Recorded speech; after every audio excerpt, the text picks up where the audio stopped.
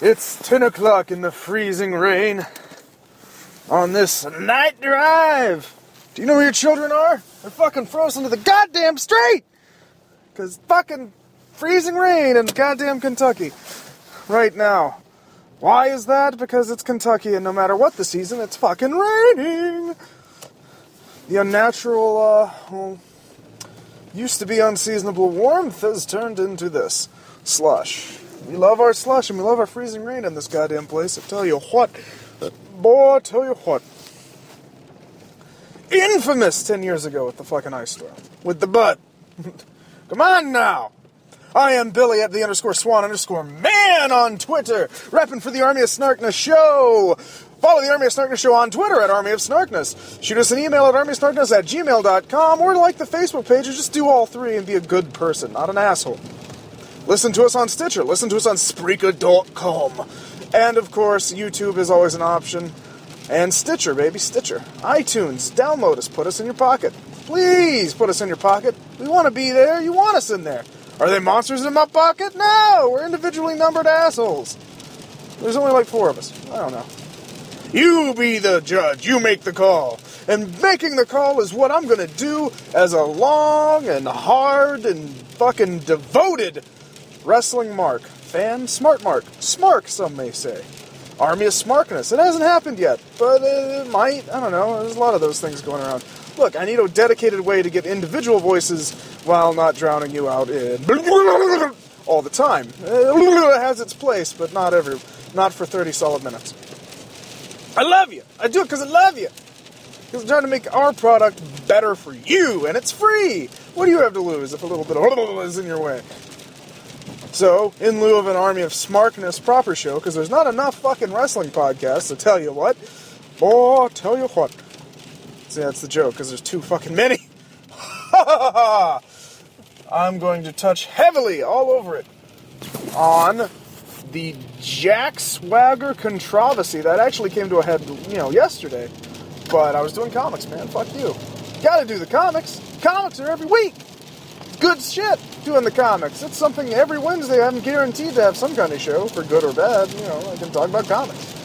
So, the controversy of Jack Swagger. If you don't know who Jack Swagger is, he was the all-American, looked like fucking one of the Busey boys, but on steroids. Big motherfucker, literally all-American. Played football for the Sooners, I believe, and did the amateur wrestling thing, or the real wrestling thing, if you know what I mean. The thing that the Olympics are trying to get rid of, which is a poor, poor idea. Fuck you, Olympic Committee, up your stupid ass for that. That's a dumb idea. That's one of the original Olympic sports, is it not? I mean, I could be totally wrong here, but just saying. Come on. Showing how good you are for war without going to war. That's one way they used to do it, and it's a legit sport. It's not like the kind that you see on WWE. Greco-Roman wrestling fucking belongs in the goddamn Olympics, if nowhere else it belongs in the Olympics. Without that, we wouldn't have Mark Henry, Kurt Angle, Ken Patera, motherfucker. Ken Patera! Whatever. That's a side note. Bret Hart called you assholes. Everyone's called the Olympic Committee a bunch of assholes for that. So I'm in line with that and calling the Olympic Committee a bunch of assholes, because, shit, what do I have to lose in it? It's like, oh no, my Olympic prospects. I don't have any Olympic prospects. So, Jack Swagger was one of those pro athletes, college athletes, that made good that way and loved wrestling enough to actually go for the real thing with the WWE, and it worked out decently enough, and then he got jobbed out last year, and he made to lose a lot, and injuries and shit curbed him, and they didn't know what to do with him. Blonde dude, big, he had won a World Heavyweight Championship, but he got put under the bus by the Big Show, who's still going, and I'm tired of that, but that's another show. Tired of you, Big Show, you big bald fuck? Tired. You're wearing me out with your boredom. So, Jack Swagger needed to be rebuilt. The character just wasn't clicking with anyone. Jack Swagger comes back around Royal Rumble time, or he came back in February? Late January, early February, and started to win. They started to put him over again, obviously.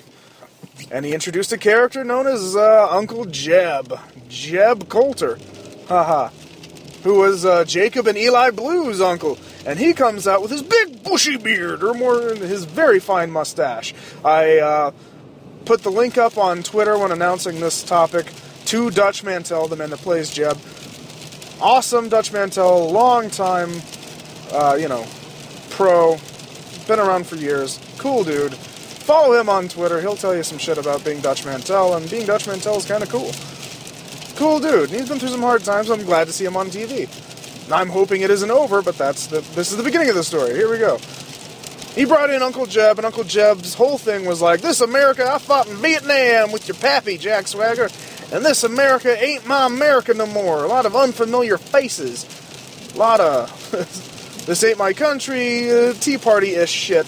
And then it evolved, like, once that caught fire, because Jack Swagger won an Elimination Chamber match, guaranteeing him a match against Alberto Del Rio, who is the World Heavyweight Champion at WrestleMania, which is a big fucking deal. If you don't know, you should, but if you don't, it's a big fucking deal. Alright? Well, more on Del Rio's title reign later.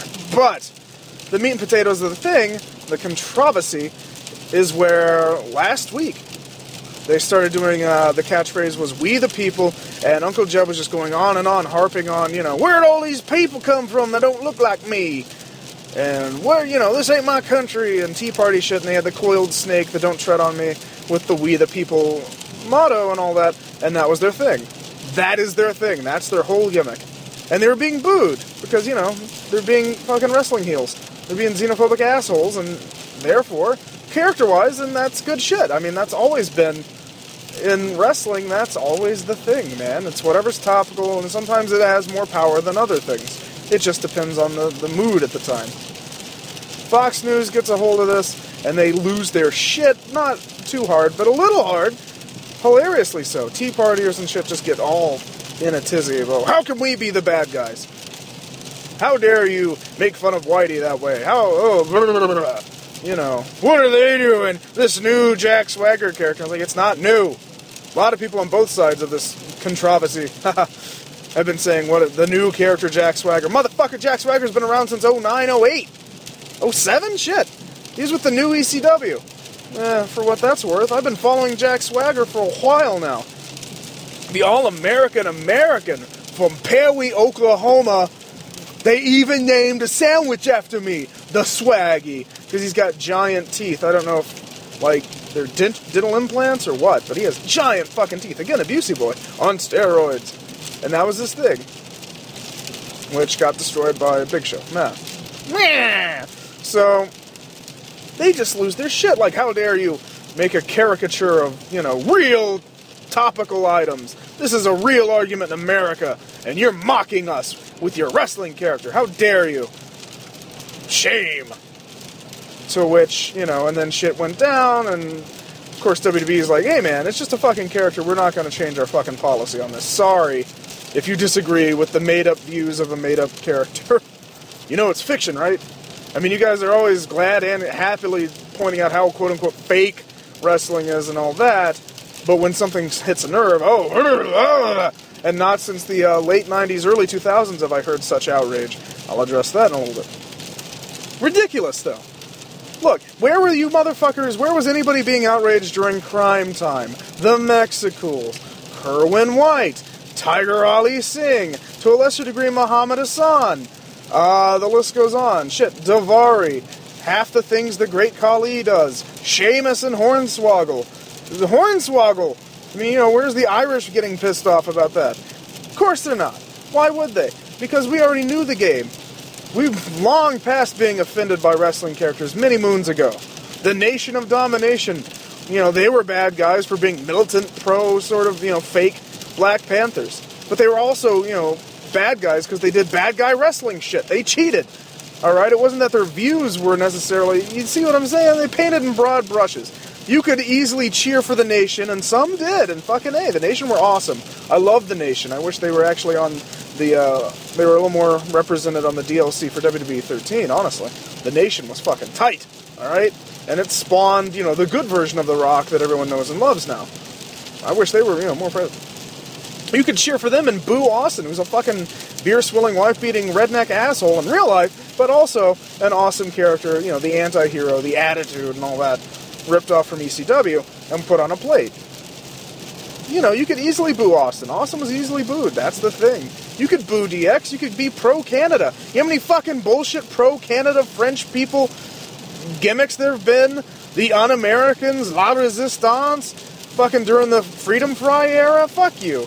You can't just be upset because that it disagrees with you for once in your miserable, xenophobic fucking life that we're not making fun of gay dudes, black dudes, brown people in general, funny voices, women in general, that we're not doing that so much as just poking fun at your, you know, political affiliation. Poking fun at the notion of the Tea Party. Simpsons did it. Of course, Simpsons do everything. You can't handle that. You can dish it out like a motherfucker. Seen it, heard it, it's gross sometimes. But you can't handle it in the aspect of WWE. If you knew anything about wrestling, you know it'd be over in 3 months anyway. It'd be passé, unless it's really good. Which, I mean, you know, it's Jack Swagger. I love Jack Swagger. He's got the goods. He's double tough. Jim Ross said so, and that means a lot. But to now be offended by something that at its base does these things, that's the kind of broad-based, you know, it's a broad stroke because it's reaching out. It's theater. You gotta go big in front of a live stage so you can be seen, right? Sort of. It's entertaining. It's tongue-in-cheek half the time, you know. Only real assholes would be like, yeah, Mexicans on their lawnmowers. That's the thing. The Mexicals were cool because they embraced the stereotype and made a fucking mockery of it. Embraced it and made a cool gimmick out of it. I like the Mexicals. But, you know, Hoovy couldn't stay off the Hoovy juice, so shit. It went astray. But fucking super crazy, psychosis. I'm saying, a lot of great wrestlers have taken bullshit gimmicks and moved beyond it, and instead of using it as, you know, something to weigh them down, they turned it into a hurdle that they leapt over. G.I. Bro. Fuck, King Booker. That's two that fucking Booker T got stuck with. And partially Harlem Heat in parts. I'm just saying. This is nothing to get your panties in a bunch, and the fact that you don't see the irony in that makes you a sad, strange little man, to quote Buzz Lightyear. What the fuck's your problem? I know you love your wrestling. Shut up. Watch your wrestling, be well, and Cocteau's an asshole. I hope Del Rio wins the shit out of it. Problem is, last night, the news reports hit that Jack Swagger got pulled over for weed and DUI. I don't know if it was with liquor, but marijuana possession and DUI, and there's his mugshot on TMZ and other places. This violates the wellness program of WWE, who's invested in him to be in one of the top slots for WrestleMania, which is a big deal. So he kind of just then sort of pissed away a golden opportunity. But hey, it never stopped Shane Helms, it didn't stop Chris Jericho, it did stop Rob Van Dam and Sabu. So, do with that what you will. There's a few others. Chris Jericho punched a girl. Or was it Shane Helms? Jericho's one of the best in the world. Now on to, well, self-proclaimed. We love him, though. So, on to the whole thing, the World Heavyweight Championship, the belt that Alberto Del Rio had and Swagger was in contention for. At WrestleMania, the grandest stage of them all. WrestleMania! Ugh. Okay, I love the World Heavyweight Championship. I love the belt. I love the design of it. Ric Flair basically made it, and it's been that way for about 30 years. Big gold belt, it's called, to some. Me, I like it. Of course, it's much smaller in the WWE version. I love this belt. It has a heritage behind it, and it's the only one that's held over from that for that long. Other belts have come and gone and changed looks dramatically even, in some cases, you know? Tag team belts looked about the same for about, 25 years, and then they change into little penny-looking things, which I like. I dig it. I like change. The WWE Championship, thank God, The Rock changed it over to a more, like, Super Bowl ring thing. Those side plates need to go, but those are supposed to be interchangeable or something, because it's already... This belt's been made for about a year. I don't know why it didn't change with Punk, but whatever. It's a cool new belt, but the big gold belt has, a heritage to it, and a past, and a legacy. And sadly, thinking about it with this Del Rio situation, and where it lies with Swagger and so forth, holy shit. Like, this belt has had shitty main events for the, at WrestleMania, the grandest stage of them all, for being one of the best belts with the longest legacy and the most, visually appealing history behind it. I mean, you can look at the pictures and shit. Going way back with Dusty Rhodes and Ric Flair and all that shit with that belt to now. Problem is, the last at least 3 that I've remembered, going from Del Rio defending against Edge at, what number are we on? Del Rio defending against Edge at 27, I want to say. Which,